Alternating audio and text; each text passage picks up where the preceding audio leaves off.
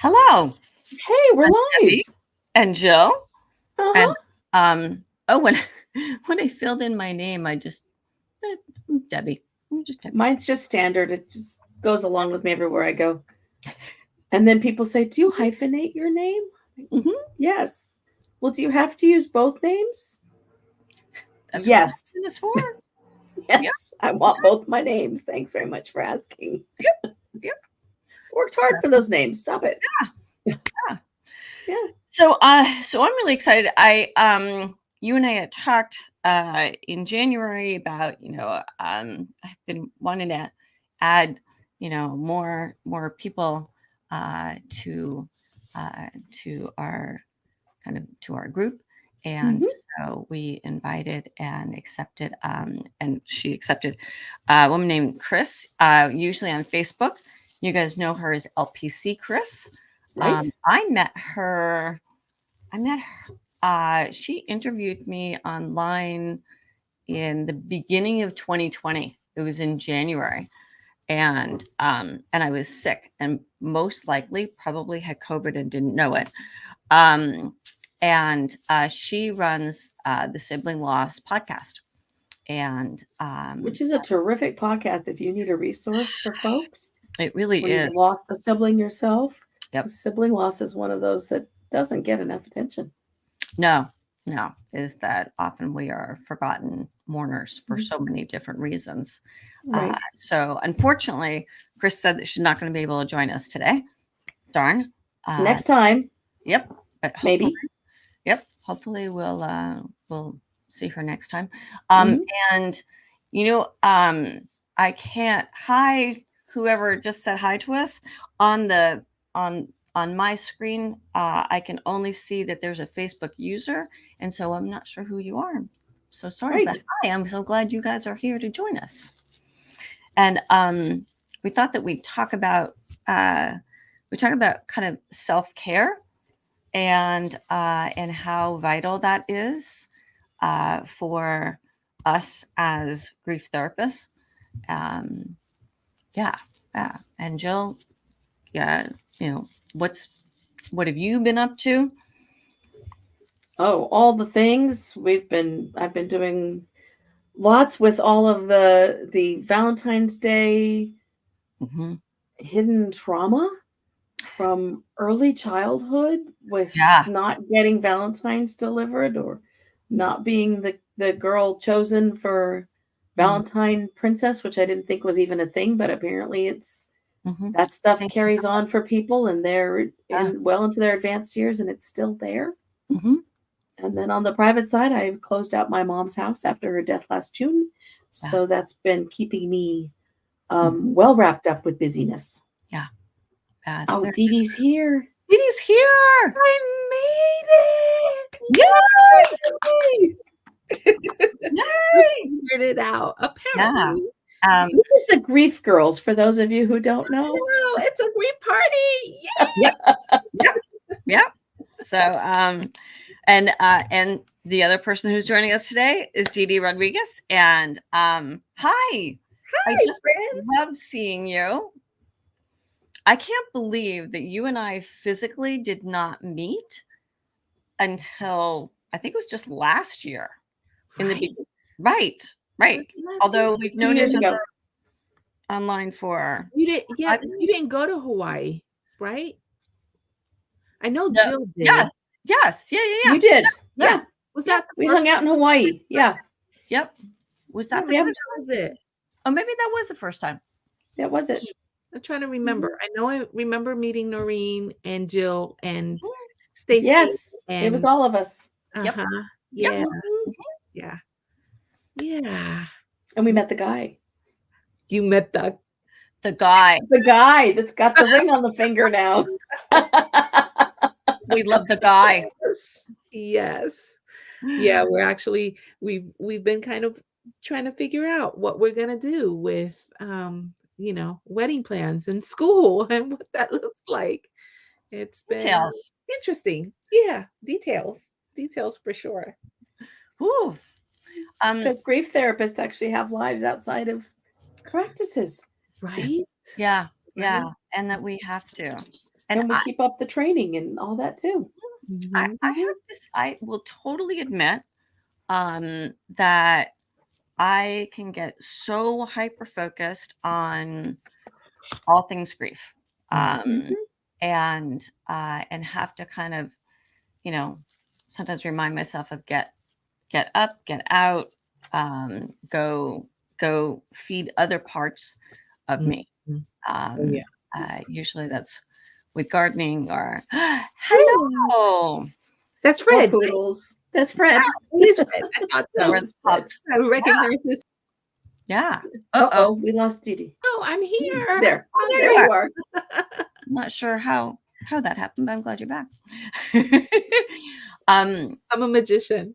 yeah, and I'm so excited that that you're joining us and helping us out with administration and just adding even more. Private practice grief. Yeah, Yeah. Mhm. yeah, Mhm. and so It's my favorite resource for therapists who hop into other groups and say, "Help! I've got grief something." Like you got to come over. There's Yeah. thousands of us. mhm, Yeah. We have resources. yeah, Yeah. yeah. Yeah. So, so Deedee, can you tell everybody about you, whatever you want to share? Ah. Oh man, I'm on the hot seat. Okay, Yeah. let's go. So, who am I? Deedee Rodriguez. I'm an LMHC licensed out of the state of Florida and LPC licensed out of Virginia. I do have my clinical certification, mental health certification through NBCC. My jam is grief and trauma, and it seems like as the years go by, it is becoming more and more specialized with bereaved moms who have some sort of trauma. So I will be really speaking to that. Although I have a lot of people who reach out just for grief, the grief piece, right? The grief and trauma piece. Mhm. Recognizing that when I first started private practice several years ago, it was grief and it was betrayal trauma. So working through a non-death related grief that a lot of women experience in relationships, whether that's with a spouse or siblings or friends or family members, and what that looks like, even speaking to that, normalizing that. I am in the process of finishing up my first year of doctoral studies. So proud of you for that. Oh my gosh, it's kicking my butt, let me tell you. And then Mhm. when you have master's level students that you're supervising and they're 19, Mhm. and you're like, "Wait, what just happened? Right. Are my wisdom highlights showing?" And you reference a historical moment that was like contemporary to you, and they're like, "What?" Yeah. The early They have no earthly idea 1900s, who you're talking about. the Yeah. early Right. 1900s, as one person said. I was like, Right. "Ouch." um so, and really right now what the journey is really showing me, the people who are reaching out a lot are also people who resonate with part of my story after Sergio died. Mhm. Sergio is going to be now in April, it'll be 22 years since he My died. goodness. Wow. 22 years. And let me tell you, my body still keeps Mhm. the score for that. Like the Mhm. other days I was like, oh, why am I feeling Mhm. well? Relapse day is coming up on the 28th of February, right? And sometimes I'm Mhm. conscious, but not conscious of it. Um, So the other piece of women who are really showing up in my practice right now are those who are going through some kind of spiritual crisis. mhm. Um, and although I identify as a Christian, it's not just Christian women who are coming and addressing their spiritual crisis. Yeah. So it's more of, when I talk about spirituality, where they're finding meaning, Mhm. where they're connecting with hope again in life, like those things, right? The questioning of the why and the how, and Mhm. um, Which is am so I ever often, gonna be better, yeah, right? so Am I always often gonna be people okay? struggle, or Right. many grievers. Yeah. Right. Yeah. So I find myself after so many years of supporting grief, starting to niche down even more. Hmm. The piece that I love is really just teaching the basics to therapists. Hmm. You know, the ones who don't want to have the grief certification, but the ones that, like when somebody brings up death and dying, or somebody has died and they're like in that awkward moment of they don't know what to say or how to say it, Yep. or if they should say Approach anything at that. all. Yep. Right. Those are the therapists that just need the basic works Mhm. of how to companion grief and how to companion grief compassionately. Yeah. How to talk about it and bring it Yeah, out and make it okay and safe, Hmm. yeah, and how to make the room comfortable or the screen and comfortable. feel confident, Yeah. Yeah. right? Feel confident because we already all have the skills. I mean, this my soapbox moment, right? We are in the field, we already have the skills. We are dealing with grief day in, day out. Hmm. It's just that um, people who don't recognize the grief work or grief showing up and don't call it grief feel Hmm. uncomfortable because, well, grief is connected to death, dying, and bereavement. And if they haven't Right. worked through those things, they're like, And if they've never experienced it, because some of them are young, yes, or they experienced it but not well and were traumatized by it, and so they Right. totally shy away from it. And you can't do grief work unless you can talk about how people die. mhm, I also think because I teach over at Pepperdine a practicum class, and in fact, we were just talking about this 2 nights ago in class of of how to approach and how to acknowledge the loss that that the client is experienced because they put it on the intake, mhm, um, Mhm. but they're waiting for the client to bring it up. And mhm, it's like, you know what? That's your job. With talking about, well, I'm just holding space. Well, mhm, and I know you guys, I've talked a lot about with you guys about holding. What does holding space then mean? mhm. Is that I think that we have this image that we're just going to sit quietly and listen, and I think it's holding space also means being able to acknowledge what's in this space. To Yeah, build the structure and bring it out. Yeah. Open the create drawers. Yeah. create the Yeah. space, Yeah, right? Yeah. exactly. Like, step into Mhm. it because they're probably on the other side also thinking, "Is it safe enough for me to bring it up? I don't wanna be Debbie Downer." Sorry, Debbie. I don't wanna be Debbie Downer. We know that you're Right? not a downer, girl. No. But, And can I use the language? I'm so mad. Am I allowed to cuss in front of you oh, because Right, I'm yeah. mad about right. it? Oh, yeah. 100%. So Mhm, how do we lay that out so that it's already there, so mhm. they can come in and kick their shoes off and grab the blanket and Yeah, really talk about it? yeah, and know that the therapist isn't gonna be scared about it, Mhm. isn't going to go, "Okay, well, let's change the subject." I have to say my one of my first therapists who I absolutely loved and I was with for a long time, um, when I came back and talked to him about my brother had just died, and I was sobbing, and I had come up for air, and he he had never done this before. He said, "You know what, Deb, I have to take a break. I have to go to the bathroom." And I thought, "Wow." I thought, "You know what? I drink a lot of tea during the day. Okay."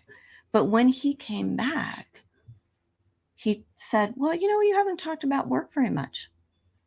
And Mm, and it so uh wow, it really rattled me. But I have to say, I went automatically into, "You're the authority, okay," mhm. and came back the next week, and we talked about that.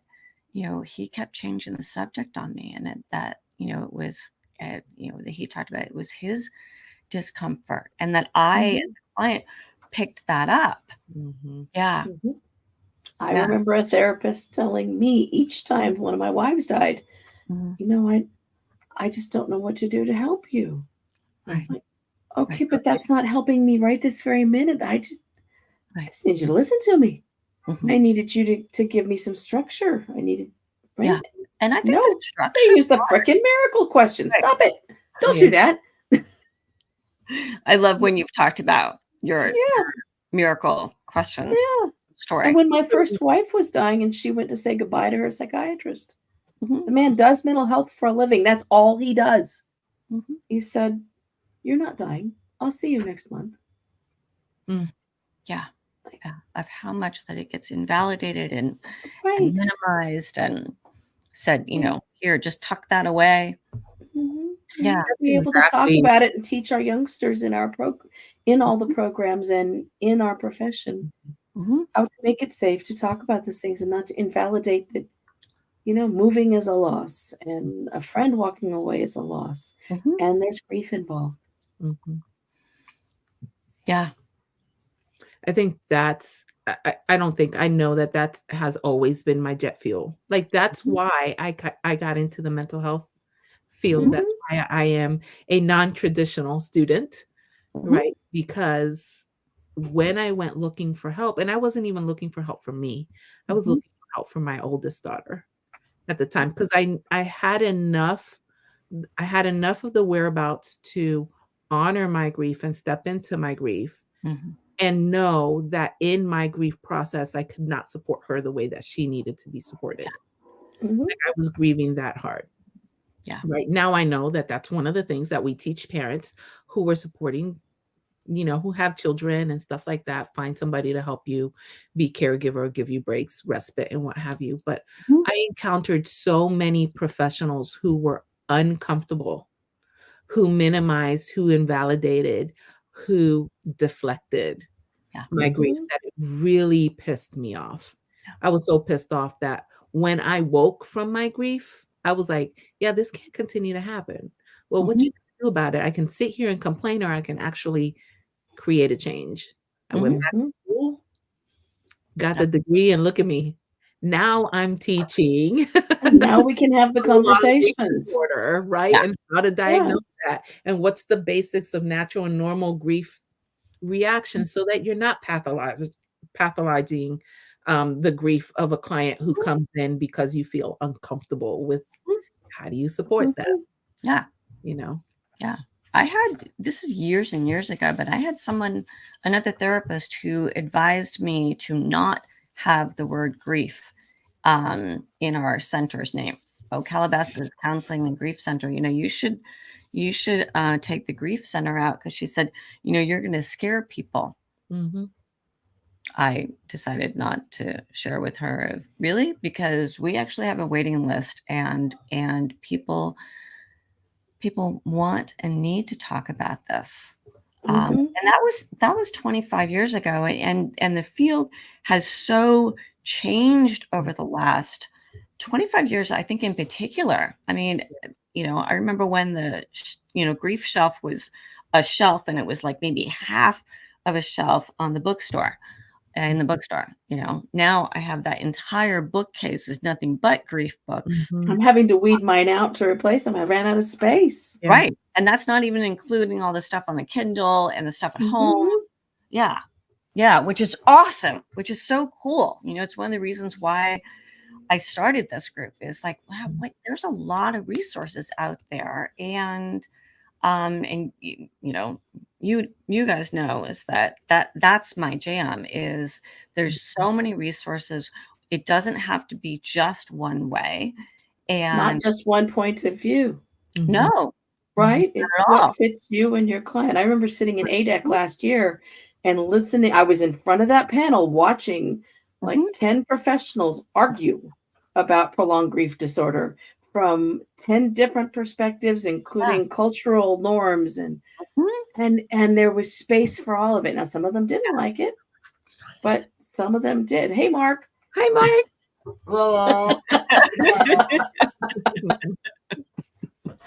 But He's like, we have "Where is that he? Where's he space. going?" Mhm. Yeah. Yeah.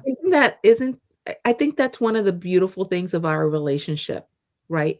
That we Mhm. recognize that we don't have to compete against each other, that we can collaborate, that we all have our own Mhm. superpower within our own niches and what we Mhm. have to offer, and be perfectly okay Mhm. with And be agreeing to perfectly supportive of disagree. each other and the work Yeah, all of everybody does. I Yeah. mean, come on, There's if space. yeah, right? Yeah. Yeah. That there's room for everybody. Yeah. I'm not Mhm. taking anybody's coins, and nobody's taking my coins. The clients can say where they're gonna drop No. their money at and be okay Right. with that. Yeah. Yeah. I That's think one of the one nice things about being us is clients can read our stories and Mhm. find us, so we don't have to do the part of it's okay to talk about grief because they call us and say, "I can see Mhm. you've had losses and you're a Mhm. mature person." Sometimes mine say you're old, and I really want to be able to talk to someone who's past a certain age and knows this shit, right? That's the stuff, Mhm, Yep. mhm. and Yeah. that's where we want to get Yeah. the others too. Yeah. Mhm. Tracy says Not the yes. old part. Yep. Mhm. Yeah. Mm. Is uh, I love clients will sometimes kind of trip a little bit and say, oh, well, but I'm so sorry about the death of your mom or dad or brother, but I know this is going to sound kind of weird, but I'm kind of glad that you've been through that. It's like, it's okay, you don't have to trip on that. That's why I share it.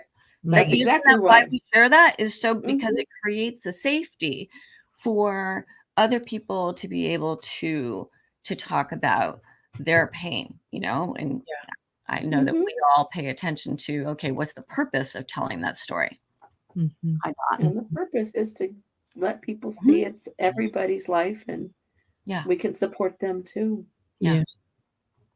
I do Yeah. think Mhm.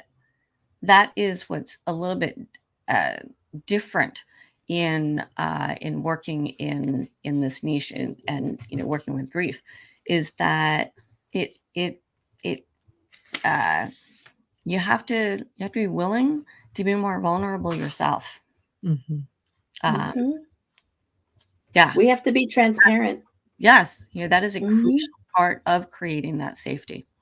Yeah, And I think and connecting, like somebody just said, yeah. I love that you brought that up, because that is one of the things that, in undergrad and in our master's levels classes, you have to be this, blank slate. You have to do, it's unethical to whatever. Like, people hide behind the ethics all the time. And Mhm. really why they're citing ethics is not necessarily because of ethics, it's because of how they're misconstruing Sure. Yeah. ethics to cover up their fear and their Mhm. their Discomfort. imposter syndrome Yeah. that says that they can't support, right? And this is Mhm. this is that piece of learn the basics and recognize that that countertransference that you're afraid of is Mhm. actually your superpower. It It's is. actually your It is. connection, Mhm. Com people of, Yes. Yeah. Mhm. I just had a mama, like, I say I've been seeing her now for about a month and a half, and she was sharing her story, and I teared up, and I mean, I'm not boo-hoo crying Mhm. with her, but the tears rolled down my face, and she's like, when we finished the session, right, and I asked for her takeaways, she's like, "That I can find safe people." She Mm. said, "You're the first therapist that I've been able to talk to who showed emotion. Right. Like, Right. nobody's Right. ever cried with me." I'm Yeah. like, "Okay," Mhm. you know, Yeah. because the people who had cried were out of pity, not out of compassion, Mhm. Mhm.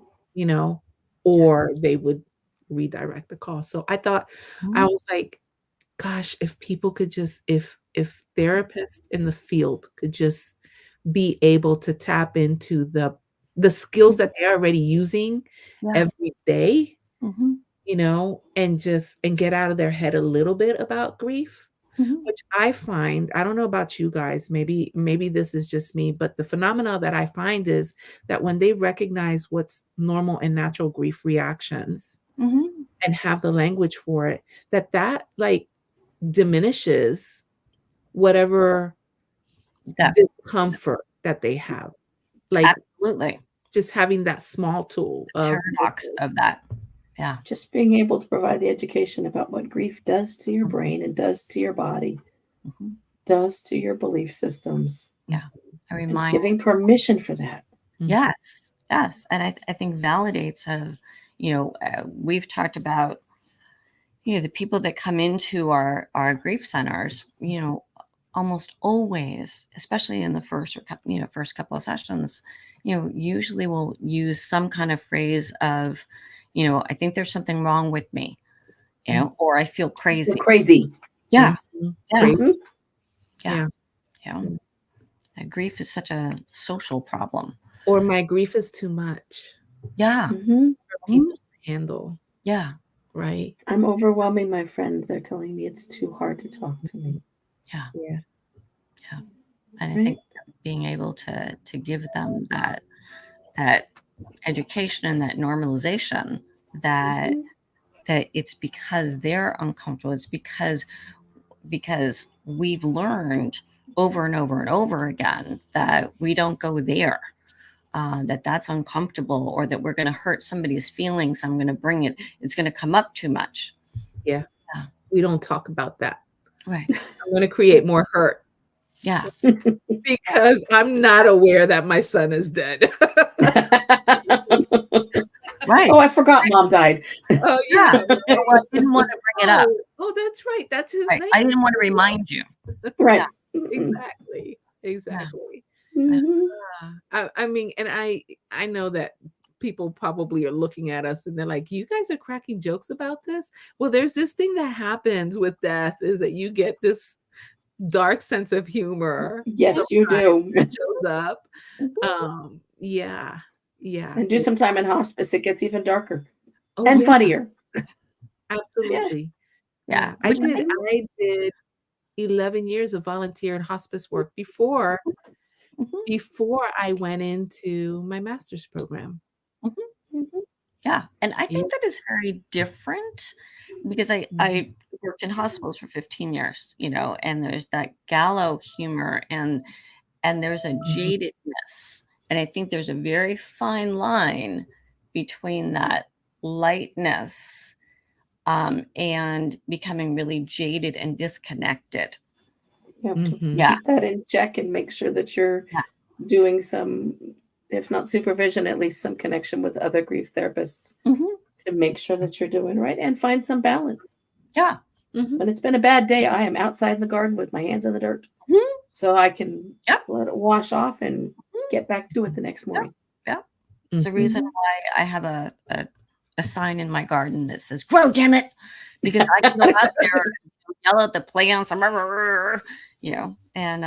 then we will find some a peaceful place as well, Mhm.